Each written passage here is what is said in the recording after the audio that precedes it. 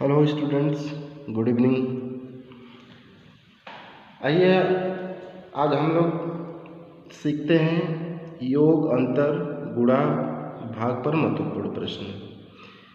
इस टाइप के प्रश्न विभिन्न परीक्षाओं में, जैसे एनबीएस जो बच्चे नवोदय विद्यालय की तैयारी करते हैं, एनटीपीसी, ग्रुप डी, हमारे बीटीसी के छात्र छात्राएं जो first semester, second semester, third semester, जो भी इसमें मैथ बीटीसी डीएलएड में पूछे जाते हैं और अदर एग्ज़ामों में इस टाइप के प्रश्न बनते हैं। तो आइए हम लोग इसको सीखते हैं कैसे इसको सॉल्व करना है। ठीक है, इसमें प्रश्न क्या कह रहा है कि 65,067 में से छोटी कौन सी संख्या घटाई जाए कि प्राप्त अंतर 13 से पूर्णतया विभाजित हो जाए। ठीक है, तो आपके सामने जो संख्या दिया गया है 65,067। ठीक है, इस संख्या में हम 13 से अगर भाग देंगे तो ये पूर्ण विभाजित नहीं होगा। क्यों? क्योंकि इसमें शर्त है, एक शर्त है कि कौन सी संख्या घटाई जाए कि प्राप्त जो अंतर होगा, यानी इनमें से हम कितना घटा दें कि वो 13 से पूर्णतः विभाजित हो जाए। इसका मतलब फिलहाल की संख्या 13 से विभाजित नहीं हो रही है पूर्ण रूप से, तो उस संख्या को पता करना है कि किस संख्या को हम इसमें से घटा दें कि जो घटाने पर प्राप्त होगा वो 13 से पूर्णतः विभक्त हो जाएगा। लेकिन छोटी से छोटी संख्या कह रहा है। ठीक है, आपको ये भी ध्यान देना है। तो क्या करेंगे कि ऐसे सवाल में जिससे पूर्णतः विभक्त होता है उसी से संख्या जो दिया होता है उसमें भाग देते हैं। तो देखिए, भाग दीजिए, भाग की क्रिया सभी को पता है। तो 13 के भाग 65 में लेकर जाएंगे, 13 25 कितना हो जाएगा? 65 हो जाएगा। ठीक है, 5 में से 5 0, 6 में से 6, यानी ये सब कट जाएगा। अब ऊपर से मूल संख्या देखिए 0 आ रहा है। ठीक है, 13 की भाग 0 में जाएगी? नहीं जाएगी। ऊपर से एक संख्या और लेते हैं, तो यानी ऊपर से हम कितनी संख्या उतारें? 0 और 6 मिला के 2 संख्या। जब भी 2 संख्या उतारिए तो भागफल में 0 बढ़ा दीजिएगा। अब देखिए, क्या 13 की भाग जा रही है? ये 6 पढ़ा जाएगा, तो अभी नहीं जा रही है, तो एक संख्या और उतारेंगे तो एक 0 और बढ़ा देंगे। ठीक है, शुरू में 2 संख्या उतारेंगे, एक 0 बनाएंगे। शुरू का मतलब कि एक बार भाग चली जाने के बाद जब 2 संख्या उतारेंगे तो एक 0 बनाएंगे, लेकिन उसके बाद जितनी संख्या उतारेंगे उतनी 0 बनाते चले जाएंगे। तो अब इसको हम 0 6 7 यानी 67 पढ़ा जाएगा। तो 67 में हम 13 से भाग देंगे तो वही 13 25 65, क्योंकि 6 बार में अधिक हो जाएगा। तो 13 25 65, इसे घटा लीजिए। 7 में से 5 ये कितना? 2, और ये क्या हो गया? कट गया। तो ये जो शेष बचता है, जब भी आपसे छोटी से छोटी संख्या घटाने की बात करें तो जो शेष बचेगा वही आपका क्या हो जाएगा? आंसर हो जाएगा। देखिए, संख्या क्या हो गई? संख्या आपकी जो है 2, यानी 2 अधिक हो रहा है। अगर इसमें से हम 2 घटा देंगे तो जो घटाने पर यानी अंतर जो प्राप्त होगा उसमें अगर हम 13 से भाग देंगे तो पूरी संख्या क्या हो जाएगी? कट जाएगी। जैसे ये 2 को इसमें से अगर घटा देते हैं तो कितना हो जाएगा? 65,000 कितना हो जाएगा? 65 हो जाएगा। अब इसमें देखिए 13 से भाग दीजिए। देखिए 2 हमने इसमें से घटा दिया है तो इतना आया 13 25 65, कट गया। 0 नहीं जाएगा, एक 6 उतारेंगे तो 0 बना देंगे, फिर एक 5 उतारेंगे तो यहाँ 0 बना देंगे, फिर 13 25 कितना हो गया? 65। देखिए, अब विभाजित हो गया ना, अर्थात वो छोटी से छोटी कौन सी संख्या हो रही है? 3 को अगर इसमें से घटा देने पर 13 से वो पूर्णतः क्या हो जा रही है? विभाजित हो जा रही है। तो संख्या हमें क्या पता करना था? 13। यही ऑप्शन नंबर 2 आपका सही है। समझ में आ गया इस? आइए दूसरा प्रश्न देखते हैं, क्या कह रहा है कि 4,707 में वो कौन सी छोटी से छोटी संख्या जोड़ दी जाए कि प्राप्त योगफल 42 से पूर्णतः क्या हो जाए? विभाजित हो जाए। देखिए, वो सवाल में क्या घटाने के लिए कह रहा था, इस प्रश्न में क्या कर रहा है? जोड़ने के लिए। तो क्रियाएं वही करेंगे। ठीक है, अब इसमें आपको 42 से क्या करना पड़ेगा? 4,707 में क्या करना पड़ेगा? भाग करना पड़ेगा। तो 42 की भाग 4 में नहीं जाएगी, 2 अंक लेंगे 47, एक बार चली जाएगी। 42 से कम 42, 7 में से 2 घटाइए, कितना हो गया? 5, ये कट गया। 42 की भाग 5 में नहीं जाएगी, मूल संख्या में से एक संख्या उतारेंगे ठीक है, 50 हुआ। 42 के भाग 50 में लेकर के जाएंगे तो एक बार जाएगी पुनः, तो 42 हो गया। अब इसको हासिल दिया 10 में से 2 गया 8, यहाँ बचा 4, 4 में 4 गया कुछ नहीं। अब मूल संख्या में से एक संख्या यहाँ से उतार लेंगे, यानी अब कोई संख्या नहीं बचा, ये लास्ट संख्या यहाँ पर आ चुकी है। अब 42 की भाग 87 में देंगे तो 42 गुना 84 और 42 दिया 126, यानी 3 बार में अधिक हो जा रहा है तो 2 बार जाएगा, ठीक है। तो 42 दूना कितना हो जाता है 84, तो यहाँ पर क्या घट के आया 3 और ये जो है कट गया। इसमें थोड़ा सा अंतर है, इसके पहले वाले प्रश्न से थोड़ा सा अंतर है। ये क्या करा, क्या जोड़ दिया गया, उसमें अंतर की बात कर रहा था तो भाग देने पर जो शेष फल बचा है वही आंसर हो जाएगा, लेकिन जब जोड़ने की बात करेगा तो थोड़ा सा चेंज करेंगे, संख्या को पता करेंगे ना। तो संख्या मालूम करने के लिए क्या करेंगे, ये जो भाजक है क्या है 42, कल हमने भाजक भाज्य बताया था, तो भाजक में से क्या करेंगे शेषफल को घटा देंगे, ठीक है, शेषफल को घटा दीजिएगा। तो ये 42 हो गया और माइनस क्या हो गया 3, तो 42 में से 3 घटा दीजिए, कितना बचेगा 39। अर्थात आपका संख्या का पता हो गया कि इसमें संख्या कौन सी है 39, यानी डी वाला विकल्प सही होगा। ये 39 को अगर हम इसमें जोड़ दें, ठीक है, तो जो संख्या प्राप्त होगा, कह रहे ना कि कौन सी छोटी से छोटी संख्या जोड़ दें कि प्राप्त जो योगफल, यानी कि 39 को जब हम इसमें जोड़ेंगे तो जो प्राप्त होगा वो संख्या जो है 42 से पूरी पूरी क्या हो जाएगी, विभाजित हो जाएगी। अंतर वाले में थोड़ा सा ध्यान दीजिएगा और ये योग वाले में थोड़ा सा फर्क है। वहाँ शेषफल को केवल घटा करके आंसर पता किया जाता था, यहाँ पर जो शेषफल आ रहा है उसको भाजक में से घटा देंगे, जो आएगा वही आंसर हो जाएगा। तो यहाँ पर क्या हो गया 39 आंसर हो गया। आई होप कि आप लोग समझ रहे हैं। अब देखिए तीसरा प्रश्न आपके सामने है, दो संख्याओं का योग क्या है 40 है। यदि उन संख्याओं का अंतर 8 है तो संख्याएं बताइए, ठीक है ना। ऐसे प्रश्न ऑप्शन से भी हल किया जा सकता है। दो संख्याओं को आप क्या करिएगा जोड़िए, जोड़ने पे कितना है 40, लेकिन उसका अंतर क्या होना चाहिए 8 भी होना चाहिए। दोनों शर्त लागू होना चाहिए, जिस ऑप्शन में दोनों शर्त लागू होता है वही आपका आंसर हो जाएगा, ठीक है। जैसे आप यहाँ देख रहे हैं कि 30 और 10 को आप जोड़िए तो कितना हो रहा है 40, 30 और 10 का अंतर कितना होगा 20, तो ये ऑप्शन गलत हो गया। उसी तरीके से 16 24 को चेक करिए तो 16 24 कितना हो जाएगा 40, और 16 24 में से 16 घटा देंगे तो कितना बचेगा 8, ठीक है ना। ये तो दोनों शर्त फॉलो कर रहा है। 22 और 18 को जोड़िए 40, लेकिन 22 में से 18 घटाएंगे तो क्या 8 आएगा, नहीं आ रहा है, 4 आ रहा है। 35 और 5 क्या हो रहा है 40 हो रहा है, 35 और 5 का अंतर कितना होगा 30 होगा। तो इस तरीके से आपका ऑप्शन कौन सा मिल गया बी मिल गया, ठीक है। लेकिन आइए हम लोग सॉल्व करके देखते हैं कि कैसे ये बनेगा। तो क्या करा कि दो संख्याओं का योगफल क्या है 40 है, ठीक है ना। तो इसमें दो संख्याएं, एक बड़ी होगी क्या होगी छोटी होगी, ठीक है ना।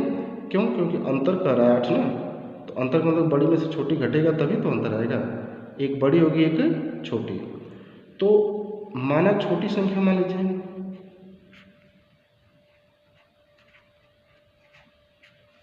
माना छोटी संख्या क्या मान लीजिए x मान लीजिए, और बड़ी संख्या क्या मानिए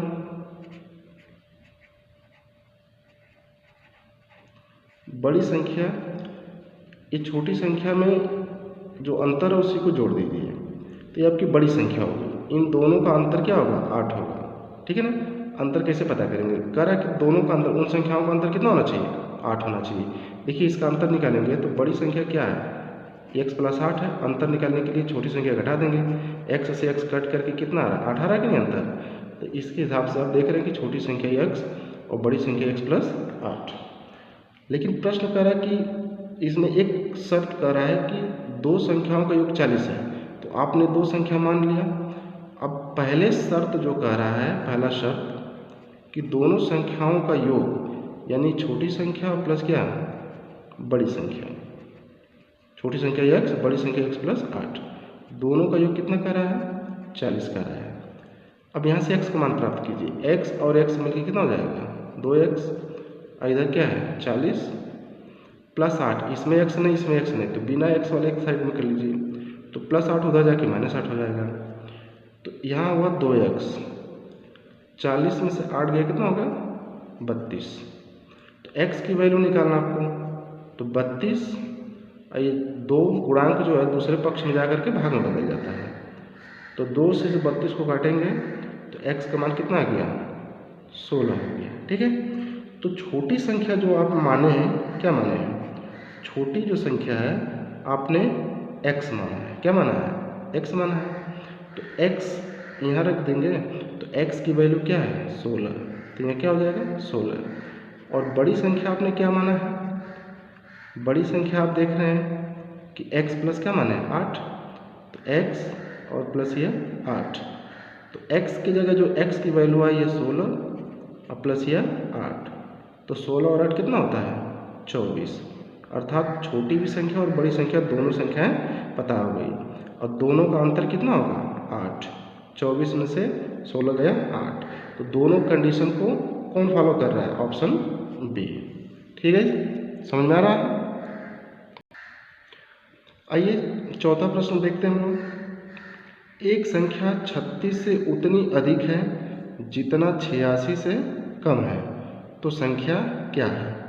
देखिए इसमें 2 शर्त कर रहा है। एक संख्या है वो 36 से उतनी अधिक है, मतलब कि जो संख्या वो 36 से ज़्यादा है, इसका मतलब 36 क्या है कम है। ठीक है, तो माना वह संख्या क्या होगी, माना संख्या x, संख्या क्या मानेंगे x। अब शर्त क्या कह रहा है, यानी शर्तानुसार, ठीक है ना, शर्त कह रहा है कि जो संख्या है वो 36 से अधिक है, इसका मतलब 36 क्या है कम है, एक कंडीशन। दूसरा फिर कह रहा है कि जितना 86 से कम है, 86 से वो क्या है कम है। ठीक है, एक संख्या 36 से उतनी अधिक है जितना 86 से कम है, तो यानी कि एक संख्या जो है 36 से उतना अधिक है जितना 86 से कम है। अधिक है तो प्लस में रहेगा, कम है तो किस में रहेगा माइनस में। किससे अधिक है, 36 से अधिक है तो 36 से प्लस में कर देंगे, 36 कम हो रहा तो माइनस में कर देंगे। 86 से कम है तो इसका मतलब 86 अधिक है तो 86 प्लस में हो गया, और संख्या कम है तो माइनस में हो गया। अब ये स्ट्रक्चर बन गया, अब इसी को सॉल्व करना है। देखिए इस पक्ष में भी x है, इस पक्ष में x है, तो दोनों साइड वाला x एक साइड में कर लीजिए। x को इधर वाला देखिए प्लस, उधर से आएगा तो प्लस हो जाएगा, और इधर 86 है और ये -36 उधर जाके क्या हो जाएगा +36 हो जाएगा। ठीक है, अब x और x दोनों प्लस में, तो जोड़ करके क्या हो जाएगा 2x। 86 और 36 को जोड़ दीजिए, 6 और 6 12 2, 8 3 11 क्या हो जाएगा 12 हो जाएगा, यानी 122 हो गया। x की वैल्यू फाइंड करना है, तो 122 और बटा ये क्या हो जाएगा 2।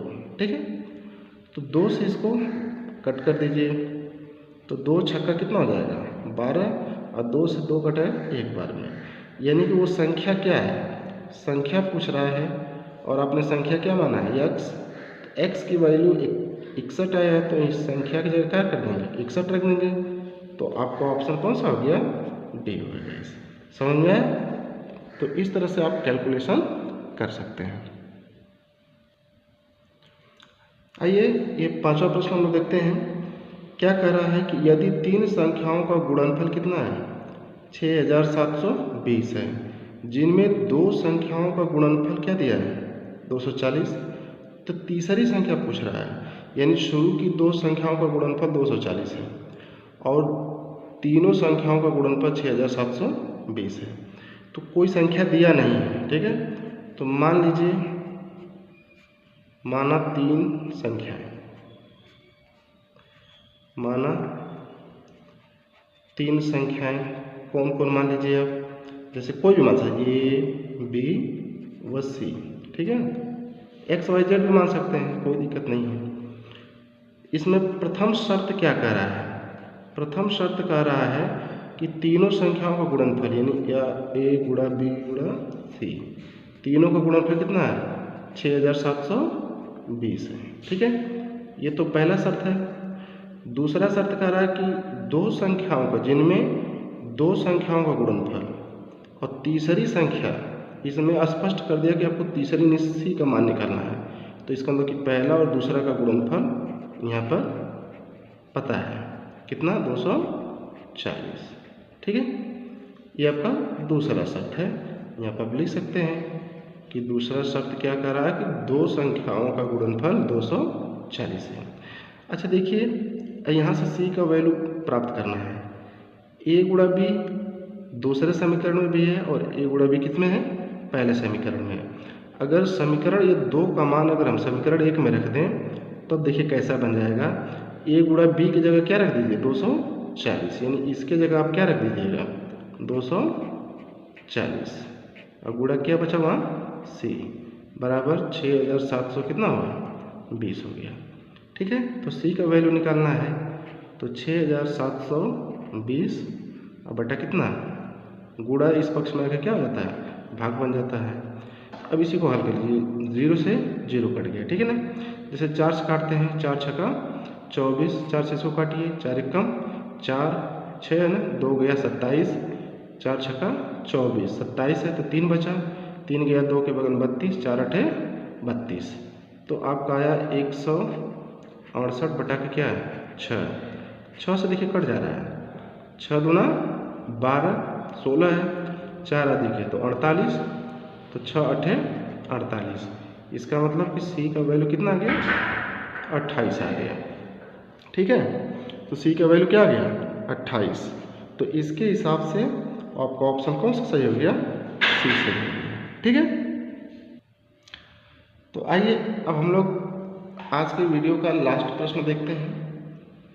क्या करा कि किसी संख्या के 5वें भाग में से 5 घटाने पर 5 प्राप्त होता है, तो संख्या क्या होगी। देखिए, एक संख्या है और संख्या का कौन सा भाग, 5वां भाग, और उस 5वें भाग में से आपको 5 घटाना है, तो 5 घटाने पर कितना प्राप्त हो रहा है, 5। तो जो प्राप्त होता है वो बराबर के बाद लिखा जाता है। ठीक है ना, तो संख्या क्या होगी, संख्या पता नहीं है तो इसको सॉल्व करना है। तो माना संख्या क्या मान लीजिए, x मान लीजिए। ठीक है, संख्या क्या मान लीजिए, x। इसमें प्रथम शर्त क्या कह रहा है कि संख्या का 5वां भाग। ठीक है ना, संख्या का 5वां भाग, सॉरी 5वां भाग। तो किसी संख्या का चाहे जितना भाग पूछे वो बट्टे में हो जाता है, तो संख्या के बट्टे क्या कर देंगे, 5 कर देंगे। यानी संख्या का 5वां भाग, तो जितना संख्या x है तो उसका 5वां 5, 10वां पूछेगा तो 10, 100वां पूछेगा तो 100, छठा पूछेगा तो क्या करेंगे, 6 कर देंगे। ठीक है ना, फिर अब इसमें प्रश्नानुसार, जो प्रश्नानुसार बोल रहा है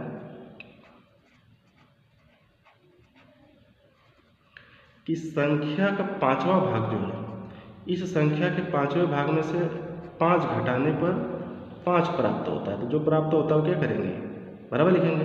जैसे आपसे कह दिया कि 100 में से 50 घटाइए तो कितना प्राप्त होगा, तो प्राप्त लिखते हैं ना, इसे 50 बराबर लिखते हैं ना। तो उसी तरीके से यहाँ से ये संख्या मालूम है, संख्या में से 5 घटाने पर कितना प्राप्त हो रहा है, 5। यहीं से संख्या प्राप्त कीजिए, x बटा क्या है, 5 है। अब ये बराबर इधर 5 है, -5 जाकर उधर क्या हो जाएगा, +5। ठीक है, तो 5 और 5 कितना हो जाएगा, इधर 10, और इधर x बटा कितना है, 5। जब बराबर में संख्याओं को हल करना होता है तो इसके बटे क्या है, 1 मान लेते हैं। किसी भी संख्या के नीचे क्या होता है, 1 होता है। इसका तिर्यक गुणा कर लीजिए।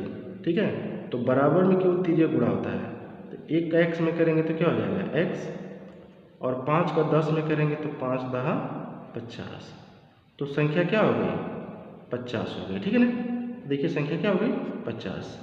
अच्छा, आपको जांच करना होगा कि क्या हमारा ये आंसर सही है।